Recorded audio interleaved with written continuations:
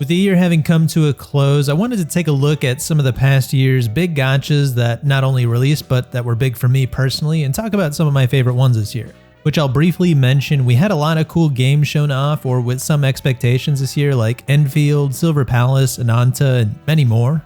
Unfortunately, none of those came out, but Enfield is supposed to be out this month, and we'll probably continue to see more news out of other big hitters, especially with all the betas that went on this year.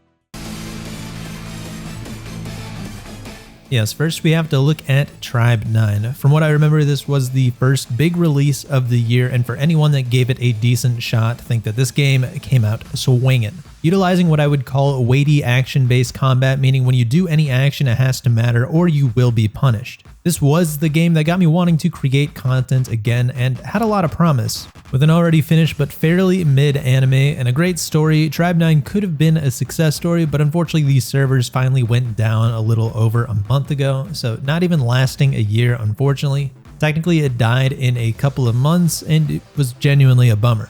For those that didn't know, it had a pretty atrocious launch as far as pull generosity went, was rectified in about a day, but the damage was already done.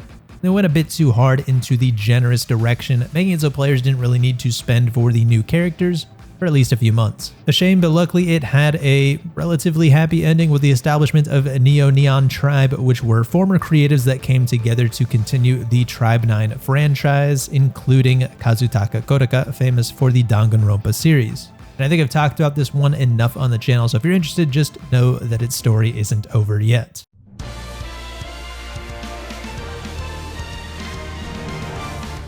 This was from the era when this type of game was coming out left and right, a real-time auto-battle RPG with minimal interaction through a few skills while the characters run around the map and duke it out. Staying in service for 9 years and change is a pretty good feat for a gacha, and even more surprisingly was announced to be resurrected, who knows when, but it'll be coming back with some unknown changes ranging from minor to major. I don't know why they shut down to begin with, but whatever company is publishing them next must have some confidence in the title, so only time will tell there.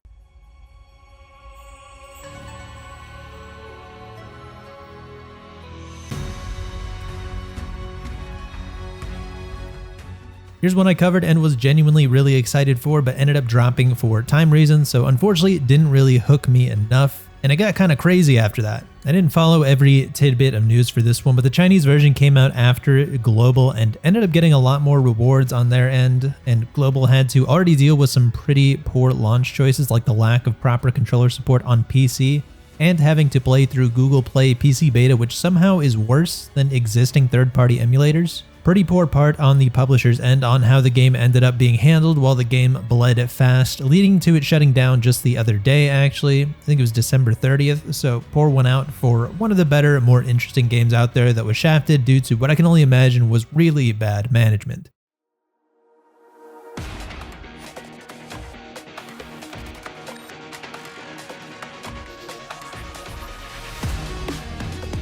Oh boy, this one is tough.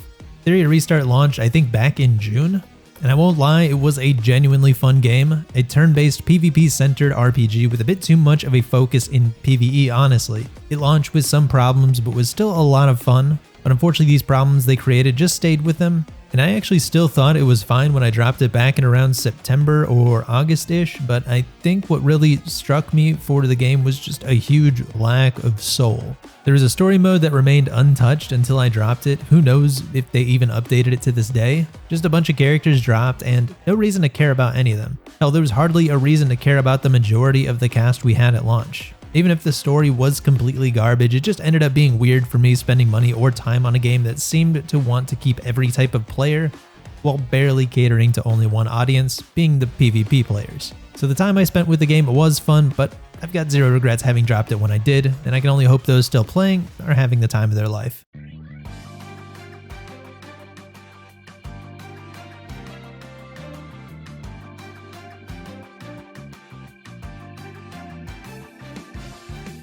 I'm kind of just including this because it was genuinely a big release, but I just got burnt out with this one pretty fast. The story and side quest content was fun, but that's kind of the only thing I enjoyed. All of the endgame and repeatable modes were just pretty uninteresting, but I'd love to hear from the P5X players how things are going today.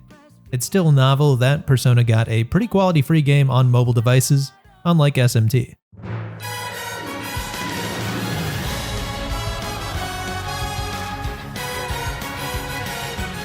I had to include it. Even if I'm not playing it anymore, I truly think that this game was accepted in the global audience in a big way. If you haven't heard of it, this is a training simulator with horse girls. Enough said. When I think of the big waifu collector games that will stand the test of time, I think of something like Nikke or Blue Archive, and I put it right up there with them. It doesn't really matter which space of the internet I'm perusing in, someone there will be playing Uma Musume. Hell, it's what got Northern Lion into the gacha space. God have mercy on his soul. I'm still waiting on my global Monster Rancher gacha. Maybe one day. Now I'm getting into October games. This is where I'm going to deviate a bit as we're treading on the games I consider to be the best of this year. At least games that you can still play today. If you've seen my channel for the past year, I think these choices will surprise nobody. Starting with what I think has been the most fun gameplay of this year, no doubt goes to Chaos Zero Nightmare.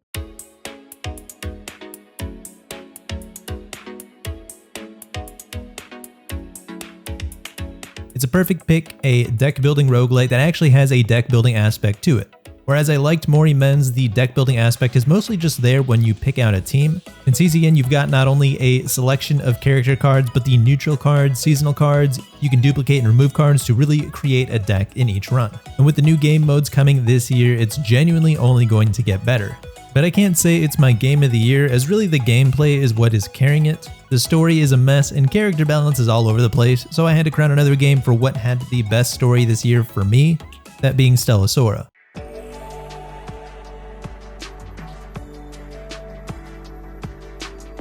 Similar to other lighthearted games, it doesn't boast an epic tale, but it's definitely an interesting one, with some decent world building and a lighthearted cast. So far in every region traveled, it's just some good comfort food.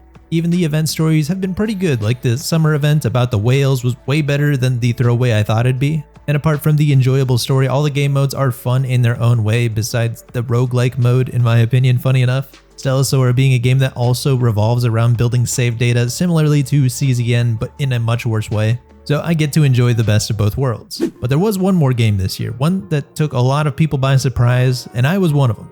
And although I don't really have much interest in making content for it, it's one of, if not my favorite game this year.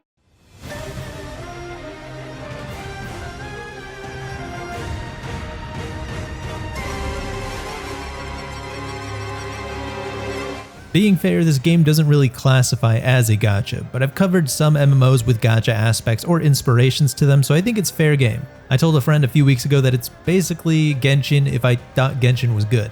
Where Winds Meet is an open world action game that has multiplayer aspects to it like co-op worlds, a multiplayer hub, and raids. It's also a complete solo RPG experience that has no right being as good as it is for a free game.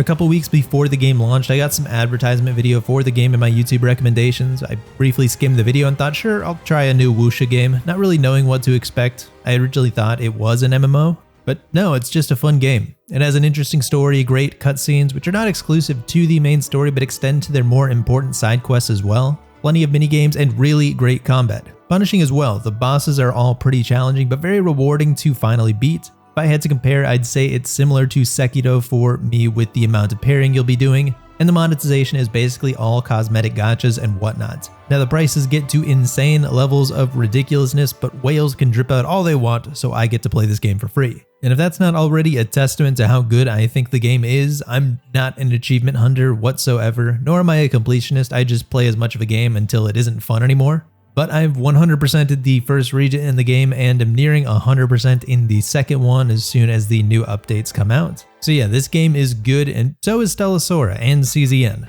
Really, I think we just had a great year for games in general, and 2026 I've got high hopes for, especially as a lot of these high budget gachas start to release with Enfield right around the corner. Arknights was kind of a phenomenon back when it dropped, so I wonder if they can catch lightning in a bottle a second time. Thanks everybody for watching. Let me know some of your favorite games this year, as what is best is in the eyes of the beholder, and maybe I missed some gems along the way. Take care, and I'll catch you in the next one.